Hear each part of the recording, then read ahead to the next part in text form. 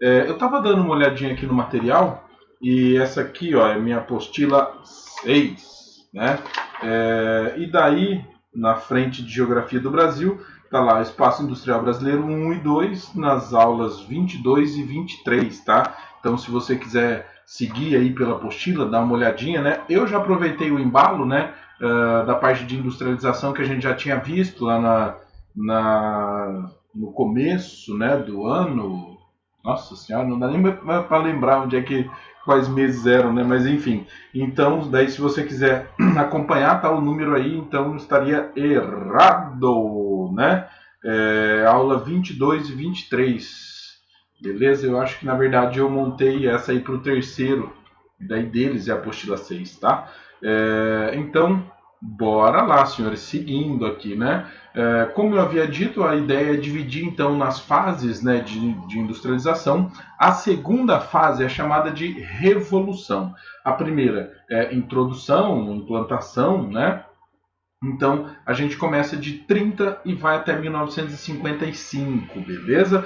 Essa aí seria, digamos assim, a nossa segunda revolução industrial, né? Você tinha alguns pontos soltos ali, né, de industrialização, principalmente nas maiores cidades, né, indústrias bem rudimentares. Isso não quer dizer que essas primeiras nossas também foram melhores, tá bom? Então, essa aí seria, digamos assim, nossa segunda revolução industrial. Note que eu falei para vocês na aula anterior que a primeira revolução industrial do Brasil ela meio que coincide com a Primeira Guerra Mundial, né? A segunda revolução industrial do Brasil também coincidiria com isso.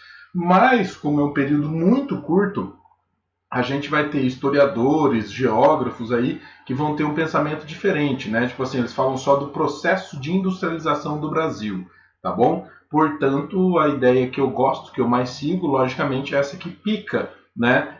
Essas fases aí de industrialização, tentando dar um significado de primeira, segunda, terceira, né? E uma possível quarta revolução industrial, como a gente já viu, beleza?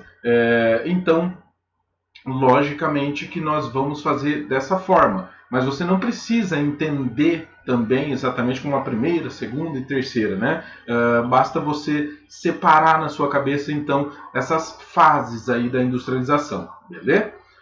Então, bora lá. 1930 para o Brasil tem um significado muito importante, né? Que é o período do Estado Novo com o Getúlio Vargas, né? O Getúlio Vargas ele vai estar aí presente então no governo com uma característica de presidente desenvolvimentista. Então, olha só, o terceiro quadradinho aí, ó, nacionalista e industrial. É isso que vai conferir a ele o caráter então de desenvolvimentista. Por quê? Porque o governo dele foi marcado exatamente pelo desenvolvimento industrial de base, tá bom? Então coloque isso na sua cabeça. A indústria de base vai ser a cara do Getúlio Vargas, beleza? Então ele vai, né, desenvolver a CSN, Companhia Siderúrgica Nacional, a Vale do Rio Doce. Eu coloquei só Vale aí para não picar, né, não comer mais uma linha. Então é a Vale do Rio Doce, tá bom? A Vale só é chamada de Vale depois da privatização, né? Depois, ó, a Companhia Hidrelétrica do São Francisco, né, a Chesf, beleza? Então tudo isso aí ações do Getúlio Vargas, beleza? Não sei se meu computador travou, o que foi que aconteceu. Vamos ver aqui. Eu acho que meu computador travou. Agora veio, ó. Né? Eu já estava pensando, meu Deus, vou perder esse vídeo. Então, essas empresas aí criadas, beleza? Logicamente que todas elas aí vão ter o impacto na indústria de base, beleza? Ou seja, a indústria que vai criar, então, digamos assim, é como se fosse o produto primário das indústrias. Então, elas vão criar coisas que outras indústrias precisam, beleza? O Getúlio Vargas, então, ele vai ser muito diferente dos presidentes anteriores do Brasil, né? Ele vai ser dissidente, então, daquela oligarquia agroexportadora, aquela ideia, então, de que o Brasil deveria continuar com o café, trabalhando isso e tudo mais, né? Então, ele vem e quebra exatamente isso.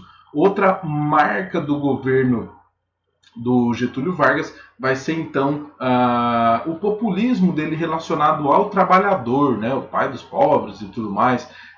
Então, logicamente que nós teremos um grande avanço nesse quesito aí também, né? Então, a regulamentação trabalhista de 1943, bastante relacionada aí com o seu governo. Bastante relacionada não, né? Criada no seu governo. Ainda bem, já pensou se não tivesse isso? E daí, deixa eu só voltar, a gente tem também, dentro desse período, a crise de 29. E a crise de 29 ela vai causar, ela vai criar uma coisa muito interessante, que é exatamente o primeiro momento que o governo vai criar políticas protecionistas, né, para o café, né, vai comprar café, vai jogar no mar, vai botar fogo, vai fazer de tudo para tentar conter a queda do preço do café, né, para proteger exatamente os cafeicultores. O governo do Brasil ele estava intimamente amarrado aos cafeicultores, né? Quem já teve oportunidade de ir até a Alerj, que é no Rio de Janeiro, que era exatamente, né, o Congresso brasileiro e tudo mais, nota uma coisa muito interessante. A Alerj é toda feita de madeira e tudo mais, só que ela é toda esculpida com folhas de café. É só para lembrar, para quem está no governo, quem é que paga. É o Estado de São Paulo com o café. Mas a crise de 29 vai dar uma rasteira no café. E, principalmente, eles vão começar a notar que o café é uma coisa banal, né? Então, esses grandes cafeicultores vão começar a repensar. E eles vão, principalmente, começar a repensar no sentido de: eu acho que eu vou criar uma indústria, né? Porque a indústria, principalmente, né, de bens de consumo não duráveis, ela vai ser essencial, porque a pessoa precisa se alimentar, ela precisa se vestir, então logicamente que ela vai ser insubstituível. Até na crise esse tipo de indústria consegue se manter, né? Então a gente vai começar a ter essas mudanças, essas transformações, beleza? Uma outra coisa, a gente começa a ter uma limitação das importações, né, pós-crise de 29, devido ao keynesianismo. O keynesianismo é o New Deal, né? Ou seja, o Estado ele vai começar a gastar mais para criar mais empregos. E isso vai ser extremamente forte nos Estados Unidos, o que acaba facilitando a nossa industrialização. Por quê? Bom, porque como as indústrias norte-americanas estão pagando altos impostos para o governo, para ele gerar obras lá, eles não vão ter tanto dinheiro nesse momento aí para pular fora do seu país, para vir aqui para o Brasil, por exemplo, né? Porque se as indústrias norte-americanas tivessem entrado aqui no Brasil durante essa época, nosso desenvolvimento industrial teria sido ainda menor. Eu falo nosso pessoal mesmo, do Brasil, de tecnologia brasileira, né? Então, a gente tem tudo isso aí ocorrendo, mas o ponto principal é exatamente a Segunda Guerra Mundial. A gente chama a nossa industrialização de substituição de importações. Por que substituição de importações? Porque você precisou substituir essas importações. Na Segunda Guerra Mundial, a gente tem o corte desse fluxo. Então, se na Primeira Guerra Mundial essa importação foi reduzida, na Segunda Guerra Mundial, praticamente parou mesmo, né?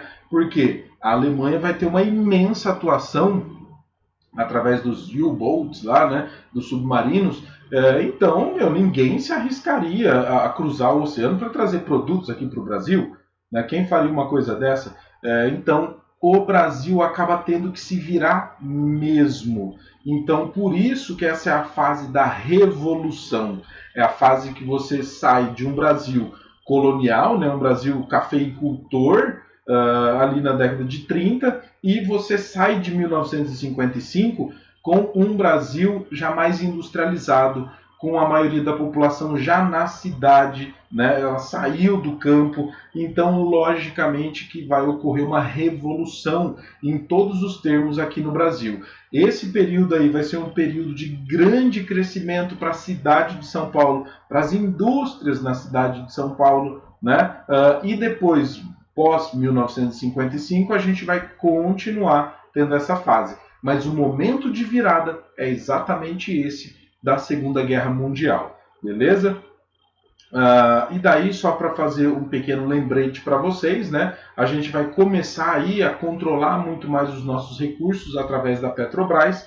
Vai ser uma criação do Getúlio Vargas, mas não se esqueça, é só no segundo governo do Vargas que ele vai criar a Petrobras e o BNDE, né? Que hoje tem um S a mais aí, não sei nem porquê.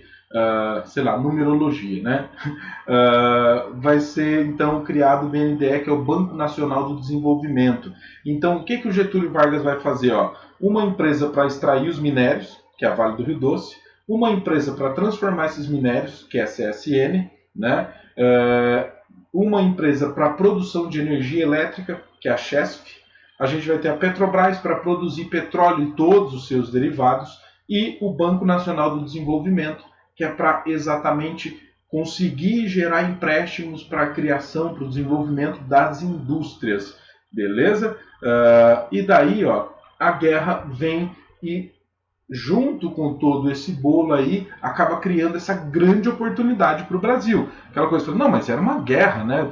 Tudo acabou ficando pior. Sim, mas talvez sem essa guerra a gente não tivesse a base industrial que nós temos hoje, né, que acaba nos tornando, nos alavancando até a condição de país emergente. Esse aí é o momento da virada. É quando o Brasil vai começar a romper as amarras de país subdesenvolvido. Beleza? Ele vai começar então a dar essa guinada.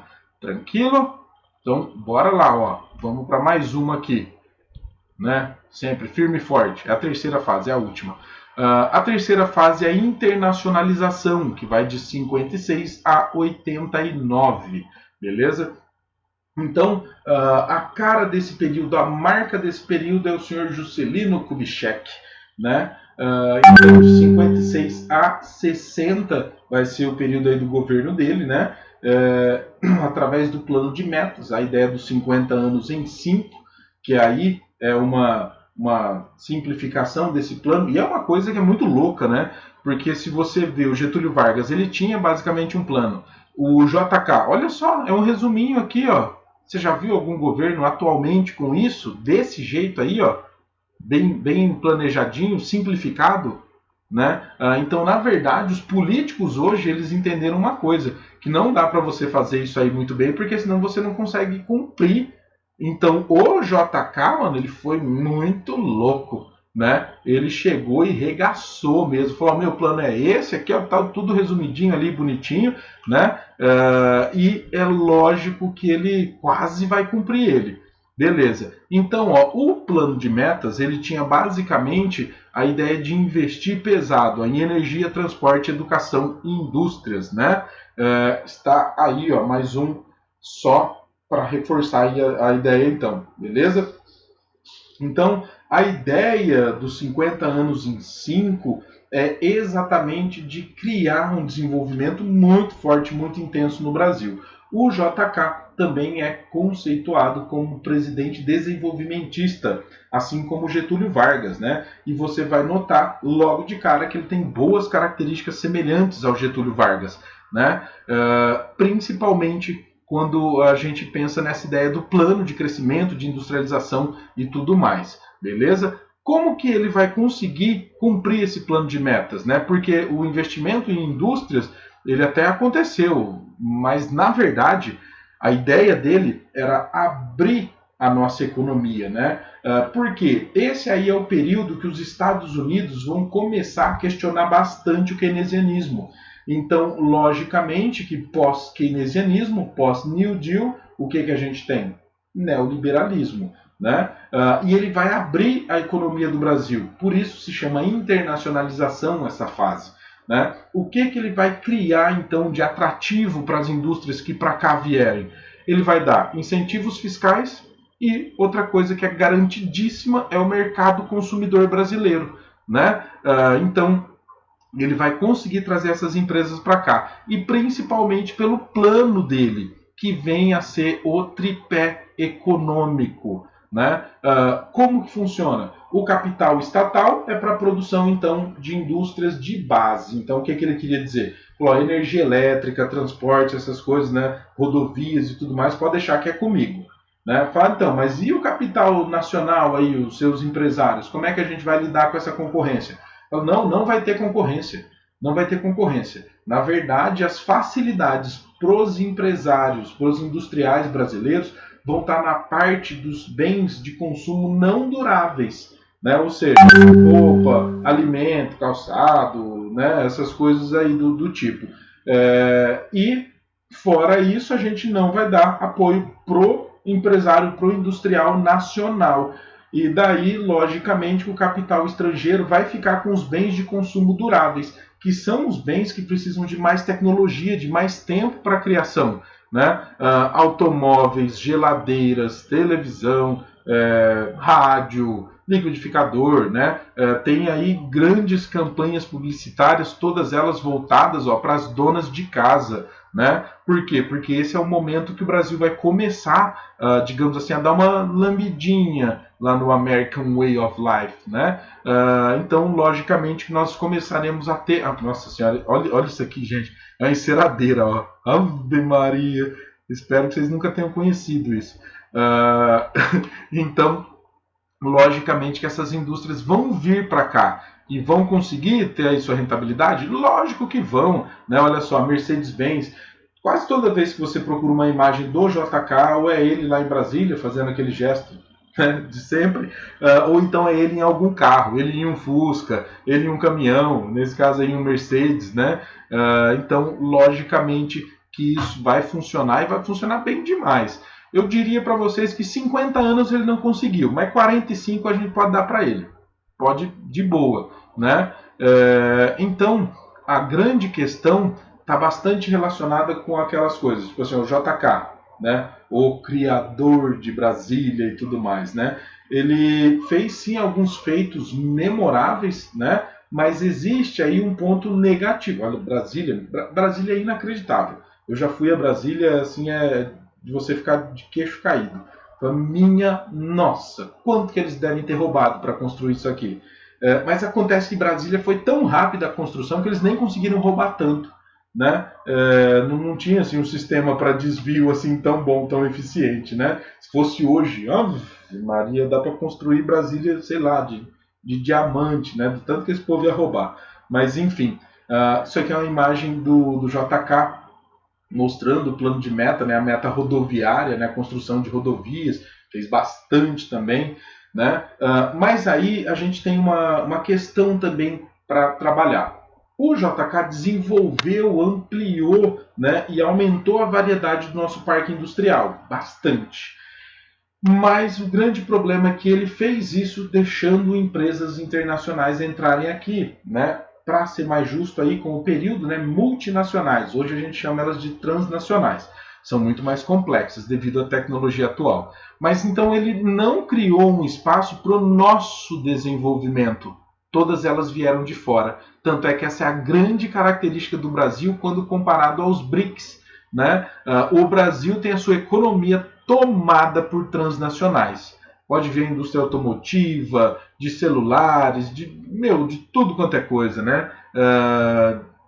Enfim, tudo é tomado por transnacional. Você não tem marcas nacionais fortes, né? Em todos os setores, beleza? Então, essa aí é uma grande questão. Porque, como ele facilitou a entrada dessas multinacionais, as empresas nacionais acabaram falindo. Né? Então, logicamente que as nossas empresas automotivas, né, como é o caso da FNM, chamada antigamente de FENEME, que é a Fábrica Nacional de Motores, né, a Gurgel, por exemplo, faliram, né, não conseguiram concorrer então com essas empresas, com essas indústrias que vieram de fora. Mas quais? Chevrolet, Volkswagen, Ford, a Mercedes, né, enfim, todos os setores aí tomados, beleza? Então essa aí é uma imagem característica do JK e do seu plano de metas, né? A gente vê que da educação ele ele meio que esqueceu, né? E o JK também é chamado de rodoviarista. Por quê? Porque para que essas empresas aí, principalmente as automotivas, é lógico que na cabeça do JK o futuro era cada ser humano vai ter um carro, né? Principalmente quem já foi a Brasília sabe muito bem disso. Brasília, se tem uma coisa que é impossível fazer, é andar a pé, né? Você vai atravessar uma avenida, meu, é 6 faixas indo, 6 faixas voltando, tá ligado? É quase uma maratona para você atravessar a avenida. É inacreditável. É o único lugar do mundo que você vai num shopping e tem vaga para cada um dos carros para a pessoa que for entrar lá. Os estacionamentos são imensos, imensos, né? Por quê? Porque é esse planejamento mesmo. A ideia era, meu, vai ter um carro para cada pessoa, né?